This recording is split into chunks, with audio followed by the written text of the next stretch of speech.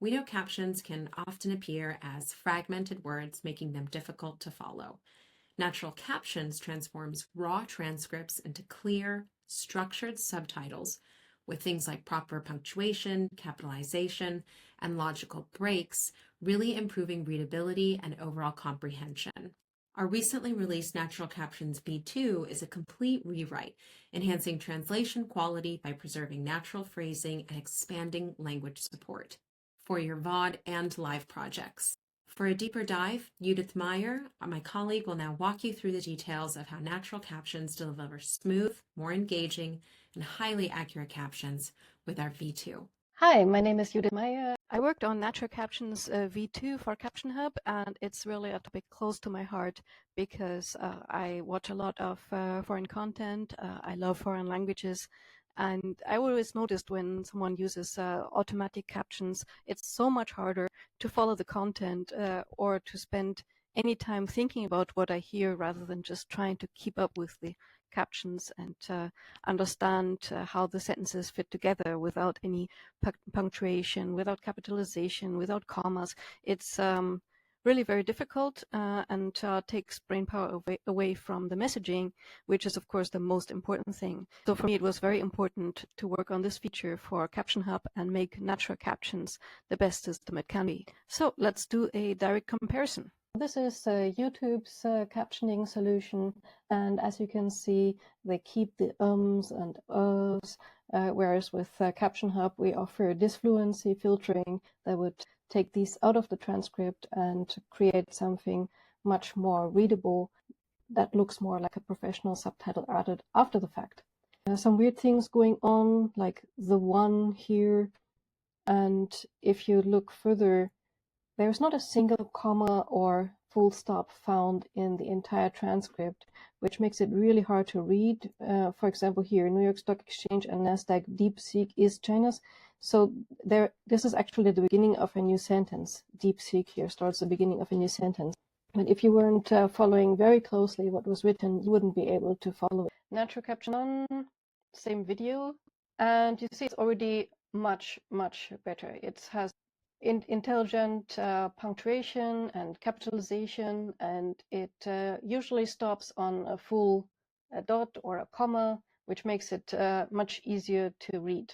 There are still some parts that are harder to read that a professional would not do. For example, here where it says the 1 trillion losses it caused in, and the next caption starts with the New York Stock Exchange and NASDAQ. And there are a few more cases like this. And if you're using a transcription service for languages other than English, you'll find a few more things like that, because Natural Captions V1 had a lot of rules for English and not so many for other languages. And that is also something that we improved. Looking at this in Natural Captions V2, here you see that this in the New York Stock Exchange and NASDAQ has been fixed, and in general it also reads better, especially in other languages.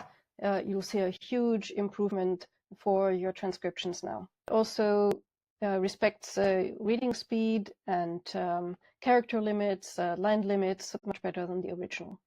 And in translation, it's the same deal, really. So this is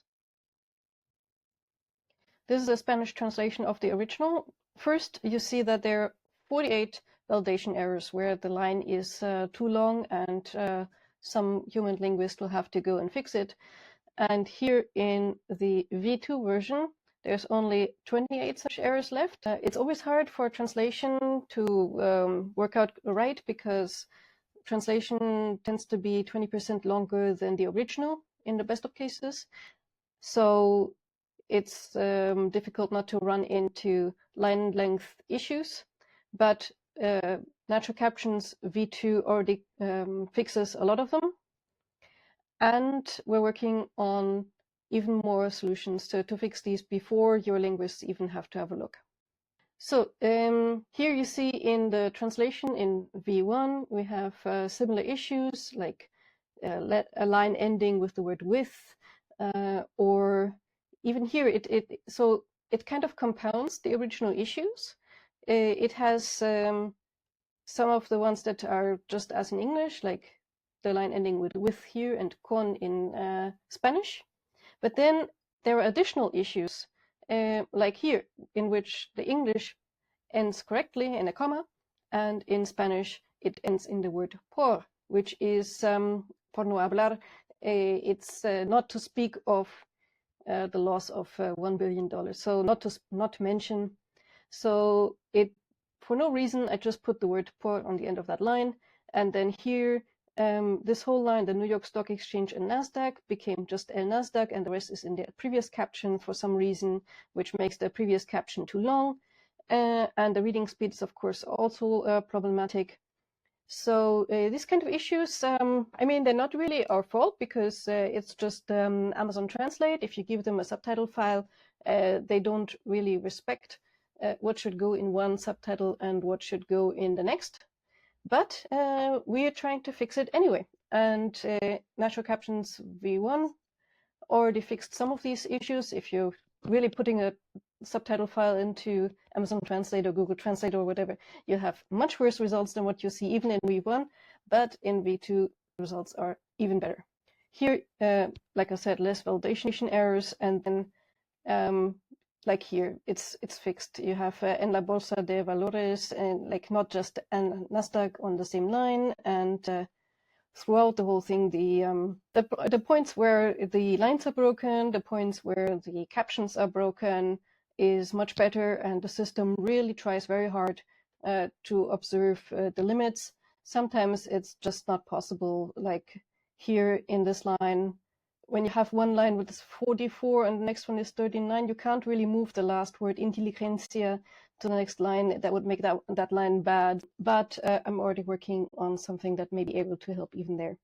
And one more thing on how we decided how to split these captions, how to make captions that are really human-like, that are really professional, that feel like they were created by a professional. And that is, we were looking at the style guides that TED provides to their human translators. And they include a lot of rules, especially for where to break a line, where to break a subtitle. It says, for example, keep complex grammatical forms together, keep articles and nouns together, keep the to infinitive together, keep relative pronouns, and so on, keep the forms of to be with the predicate, so on. So basically what we did is translate these rules into a computer readable format, and using that, obviously with some expansions, because computers are not as smart as humans, but basically these rules, we translated them, and the computer should be obeying TED style guide for English and for a whole bunch of other major languages. If you're unsure if we cover your language or not, you can ask your account manager.